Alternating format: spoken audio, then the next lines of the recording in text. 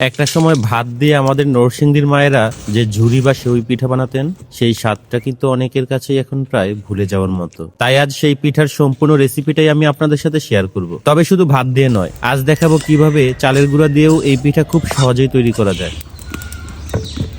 চুলায় পানি সহ হাঁড়ি বসানো হলো। আমরা যেভাবে ভাত রান্না করি ঠিক সেইভাবেই ভাত রান্না করে নিতে হবে। সাধারণত শুধু সেদ্ধ চাল দিয়ে কিন্তু এই সেউইটা করা যায়, তবে আজকাল ভালো মানের তেমন চাল পাওয়া যায় না। তাই মা 1 কেজি সেদ্ধ চালের সঙ্গে হাফ কেজি আতপ চাল ব্যবহার করেছেন। ঝুরি বা সেউই পিঠার জন্য মোটা চালটাই নেওয়ার চেষ্টা করবে, এটাই পিঠার স্বাদ ও আঠার জন্য সবচেয়ে ভালো। চাল সেদ্ধ হলে ভাতের মাড় ছাড়িয়ে নেবেন, তবে পুরোপুরি ছাড়ানোর দরকার নেই। এরপর চুলায় আবার বসিয়ে লবণ মিশিয়ে নেড়েচেড়ে কিছুক্ষণ রান্না করে নেবেন। মা 2 মুঠো চালের গুঁড়াও অ্যাড করেছেন, এতে করে ভাতটা খুব আঠালো হয়।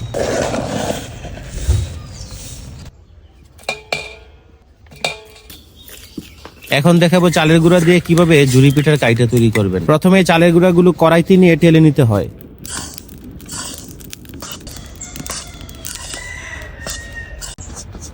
টালা হয়ে গেলে চুলায় হাঁড়ি বসিয়ে প্রথমে পানি গরম করবেন।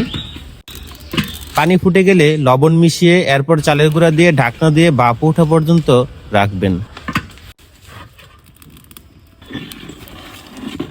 গরম পানি থেকে মা কিছুটা পরিমাণ পানি আলাদা করে রেখেছিলেন, প্রয়োজন হলে পরে অ্যাড করবেন। এই কাইটা অনেকটা রুটি কাইয়ের মতো, তবে একটু নরম। অল্প কালো জিরে অ্যাড করলে ঝুরি খেতে কিন্তু আরো ভালো লাগে, তাই মা অল্প করে কালো জিরে মিশালেন। এই ঝুরি বানানোর জন্য দরকার হয় চালুন, যা মূলত ছোট চৌকির মতো, উপরে প্লেন শেড টিনের বিভিন্ন ছিদ্র থাকে। আজমা যে চালুনে দিচ্ছেন তার ছিদ্রটা একটু লম্বা। আমরা এই চালুন দিয়ে যে সেউইটা দেওয়া হয় একেবারে বাঁশপাতি সেউই। সেউই দেওয়ার জন্য কাগজ বা কাপড় বিছিয়ে নিতে হবে। কাগজে একটু তেল মাখালে সেউই সহজে উঠানো যায়। 1 মুঠো করে নিয়ে হাতে মধ্যে মধ্যে নিচ দিয়ে লম্বা হয়ে গেলে ছিঁড়ে ছিঁড়ে ছড়িয়ে দিতে হয়। এই সময় হাতে পানি ভিজিয়ে নিলে হাতে লেগে যায় না। মা কিন্তু আজ হাতে কাপড় বেঁধে নিয়েছেন, যাতে কষ্টটা একটু কম হয়। আজ মা সাদার পাশাপাশি রঙিন ঝুরিও দিবেন।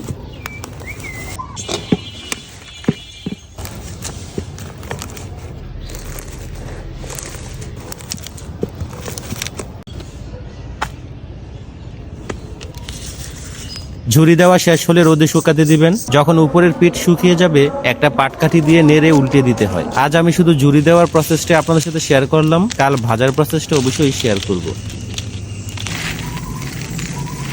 শুকিয়ে গেলে সব উঠিয়ে ভুলে রাখবেন। একদিনে না শুকালে 2 থেকে 3 দিন রোদে শুকিয়ে নেওয়া হয়। রেসিপিটা কেমন লাগলো জানাবেন।